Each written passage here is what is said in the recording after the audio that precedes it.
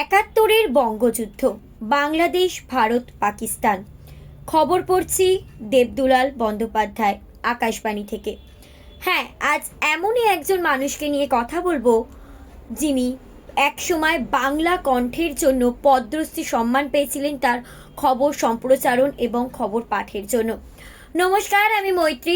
আজ কথা বলবো বাংলার এক বীর যোদ্ধাকে নিয়ে, যিনি যুদ্ধ না করলেও যার কণ্ঠ নিয়ে যুদ্ধ করতেন এবং তার গলা শোনার জন্য হাজারো মানুষ অপেক্ষা করতেন কখন রাত 10টা বাজবে আর রেডিওতে বেজে উঠবে তার কণ্ঠস্বর।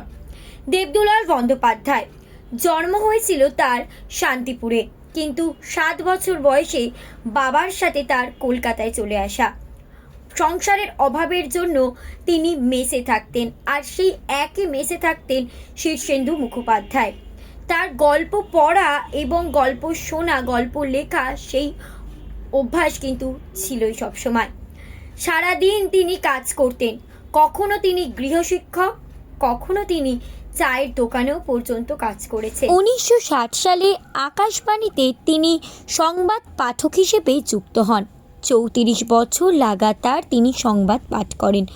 মোটা কালো ফ্রেমে চশমা পরে মাইক্রোফোনের সামনে ঝুঁকে বাংলায় অসাধারণ খবর পড়ার দক্ষতা বোধহয় আজও খুঁজে পাওয়া যায়নি।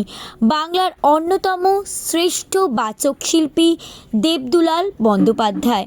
তাহলে পুরো গল্পটা শুনে কি বুঝলে?